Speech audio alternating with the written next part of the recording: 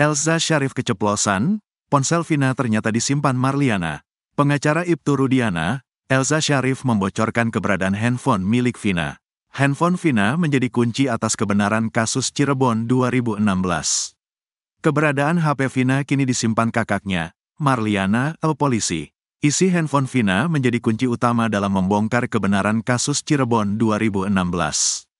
Data hasil ekstraksi handphone tersebut menguatkan alibi pihak terpidana bahwa motif kasus Vina Cirebon adalah kecelakaan, bukan pembunuhan. Pasalnya dalam handphone tersebut terdapat percakapan antara Vina dengan temannya Widya Sari. Percakapan terjadi pada pukul 22.14 waktu Indonesia Barat, Sabtu tanggal 27 Agustus tahun 2016. Padahal berdasar hasil sidang, 8 terpidana kasus Vina melakukan penganiayaan mulai pukul 21 waktu Indonesia Barat.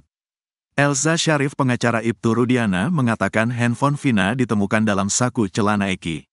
Waktu ditemukan Suroto dan polisi, handphone ini ada di kantong Eki yang celananya skinny itu, kata Elza Syarif saat diwawancara Christian Greg. Kata Elza, handphone masih dalam keadaan utuh. Tidak pecah, katanya. Ia berpendapat jika memang Eki dan Vina mengalami kecelakaan, seharusnya handphone itu sudah rusak. Kalau kecelakaan abis dong handphonenya, rusak, kata Elza Syarif. Setelah ditemukan menurut Elza Syarif, handphone sudah diserahkan pada kakak Vina, Marliana. Terus diserahkan dan dipakai sama Marliana, kakak Vina, kata Elza Syarif.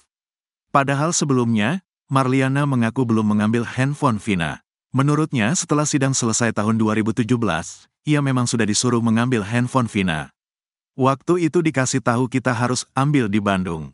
Bukan gak dikasih izin. Jadi ngambilnya ke Bandung waktu itu orang tua saya tidak mampu untuk ke Bandung. Tidak mengetahui area Bandung seperti apa, Bandungnya di mana, kata Marliana dikutip dari YouTube Nusantara TV. Marliana menerangkan ia tak diberitahu lokasi pengambil handphone Vina. Pengadilannya atau mana? Surat suruh ngambil HP adik saya. Bapak saya mau ambil dia dikasih tahu ngambilnya di Bandung saat itu. Untuk di Bandung kalau tahu tempatnya gak masalah ini kan bapak saya gak tahu Bandungnya mana, katanya. Selain itu Marliana dan ayahnya juga terkendala biaya untuk ongkos mengambil handphone Vina. Terkendala biaya juga, katanya. Oleh karenanya Marliana mengaku hingga kini tidak menyimpan handphone Vina. Jadi sampai sekarang belum diambil, kata Marliana.